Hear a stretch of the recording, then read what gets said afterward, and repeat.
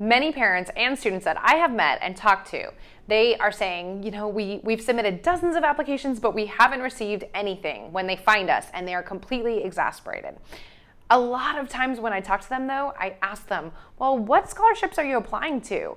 And most of the time, they actually are applying to what I call scholarship scams. Now, if you end up applying to these, I'll tell you what I'm talking about. If you and your student have been looking at these, don't worry, I got sucked into them as well. But after this video, you're gonna know exactly which ones we actually want to apply to and which ones we want to avoid. I'm also gonna share with you where we can find legitimate scholarships with less competition. So that way you and your student can start making headway when it comes to securing scholarships for college, rather than just adding more and more spam emails to our inbox. Hello, my name is Jocelyn Pineda-Pearson. I'm the founder of the Scholarship System and Debt for Degree Lab, and I've been doing this for pretty much a decade, where my own experience, I was able to secure 6 figures in scholarships, graduate debt-free, and literally receive an overage check every single semester to help pay for excess expenses with college. And for well over 5 years now, we've been helping thousands of families across the country do exactly that. Now, one of the biggest areas that I see families have a challenge with is simply finding the right scholarships to apply to. Now, I'm going to share a link below on a free training to show you even more about this, but for now, I want to explain what kind of scholarships we want to avoid, which ones we want to look for, and where we can find those. So what is a scholarship scam? Now, maybe this is a tough term, but pretty much they are scholarships that are based on luck. If it is called an easy scholarship or a no essay scholarship or something where your student just has to enter their name to win $10,000 every single week, drawing, that kind of thing, if it takes your student less than 5 minutes, the chances of it being legitimate are very slim. One of the things we talk about in the scholarship system, our program for families on paying for college, we talk about the scholarship spectrum, where we have one end of legitimate scholarships and one end where there are scams. And what we want to do is slowly work our way, of course, to the higher chances of it being legitimate, because that means that we actually increase our chances of winning because it's actually winnable, and it's better worth our time, right? So a lot of families, they think, well, if these scholarships only take a few minutes, why not just have my student do them? The thing is, again, I've been doing this for over a decade. I have yet to see a single student win any of those. So we're not a big fan of those. We don't want to look at scholarships as something that's based on luck. We want to look at scholarships as something that is within our control, where we can make ourselves more and more competitive as we go. So that means that helps us decipher what is a legitimate scholarship. So when we're looking for a legitimate scholarship, one of the things that we are talking about here are ones that are actually based on competitiveness. Do they ask for essays? Do they ask for materials? Do they ask for recommendation letters?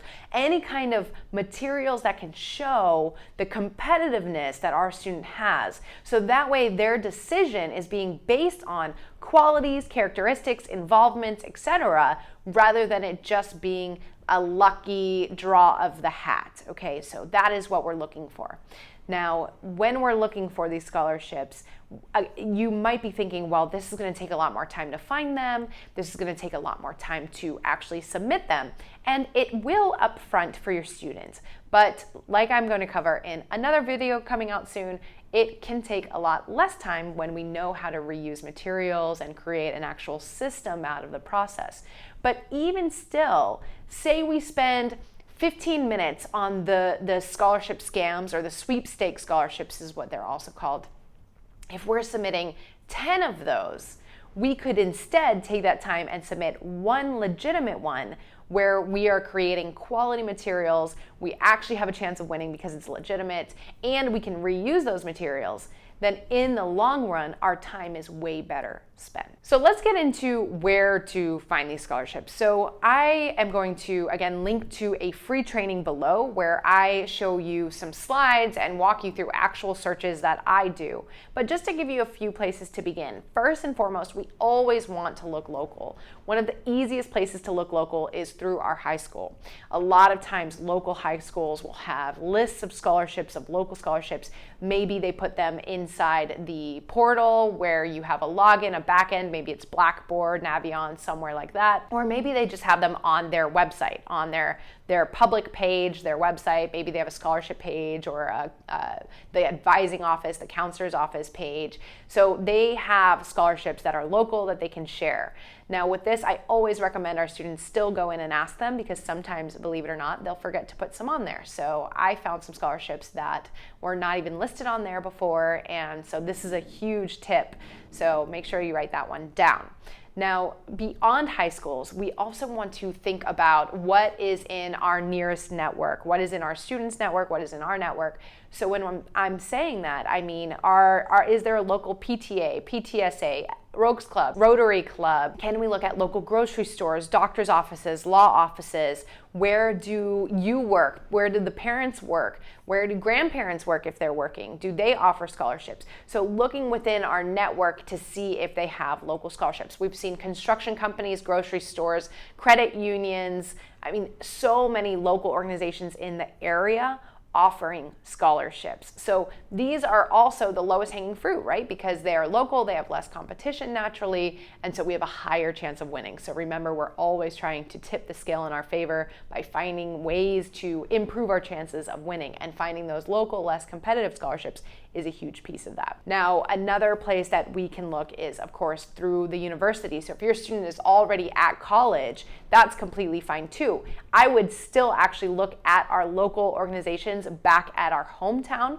but now we can also look for local organizations at our university town. So even college students can use this strategy when they're looking for scholarships. Now, the one thing I want to decipher between these are primarily external scholarships, or private scholarships we call them. So this is in addition to finding scholarships through the universities, which we call merit scholarships. So you want to keep that in mind when we're talking about finding these local scholarships. They are considered private scholarships, but going through the university, that's a whole nother video, and you can find more money through them as well. Now, one of my favorite places to find scholarships is through Google. You might be thinking, well, of course we're going to Google scholarships. However, we use it in a very unique way. So make sure that in the description we linked to my free training, and it's all about my 6 steps to securing scholarships. But I actually walk you through how I use Google in a very unique way to uncover scholarships that aren't even on the big search engines. They are not on the main websites, but the chances of them being legitimate are way higher because we're actually finding ways to go directly to the sources of the scholarships rather than wasting our time on search engines, etc. So make sure you register. The training is linked in the description. The last one I want to talk about are search engines. So a lot of people ask about what search engine can we go to. Honestly, with our families in the scholarship system, this is typically our last line of defense when it comes to looking for scholarships. We usually try to go through all of our other options before we go to these. The reason being, everyone is going to these. So again, we want to look where no one else is looking. We want to find scholarships that no one else is finding. And search engines actually charge scholarship providers to list their scholarship. In fact, through the scholarship system, we give out thousands of dollars every year, and we looked into listing on a main scholarship search engine, and they wanted a lot of money to be able to do that, which I would rather put into an award. So there are a lot of scholarships that are not on those search engines. That said, I'm going to link to a separate video where I talk about the latest scholarship search engines. I keep that separate for a reason so that I can update that video every single year with the latest sites that we like. But again, that typically is our last line of defense. Now, when we're looking on websites, I do want to say, a lot of times you have to use my rules of scam versus legitimate. So you want to look for ones, again, that take longer than 5 minutes. These search engines a lot of times will have those sweepstakes scholarships, those no essay, easy to win, monthly drawings, weekly drawings. You'll see a lot of those on these search engines. So when you're going, if you do use the search engines, the scholarship websites where you can just punch in a few criteria and find a list, make sure that you're deciphering, is this legitimate or is this not? Because we don't want to waste anyone's time on illegitimate scholarships. Okay, we want to look for ones that are actually based on competitiveness.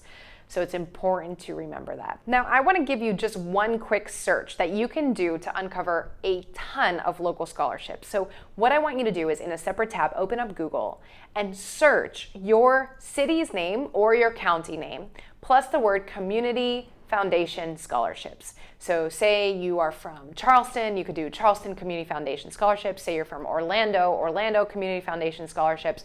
Do that one search and come back here and comment, did anything come up? Did you see any kind of results? Now, in the free training, I talk about what specifically to look for, which websites to click. I have screenshots and stuff, but that is just one of the searches and how I use Google to uncover local scholarships that have less competition, or even national scholarships that have less competition. So comment below, did you find anything, did you not? Or comment below with one of the searches that you are doing, or one of the local organizations that you have found scholarships through. Let's brainstorm together and read through the comments and see if you have any ideas that come from someone else. Now, don't forget to click the thumbs up if you found this helpful. Also, click the subscribe button, because every single week I'm releasing a new video on another tip on paying for college without student loan debt and securing scholarships. So you don't want to miss out. So click the subscribe button and make sure that you register for that free training in the description, where I show you more detail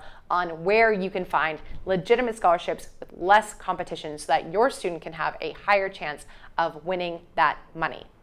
I'll see you in the next video.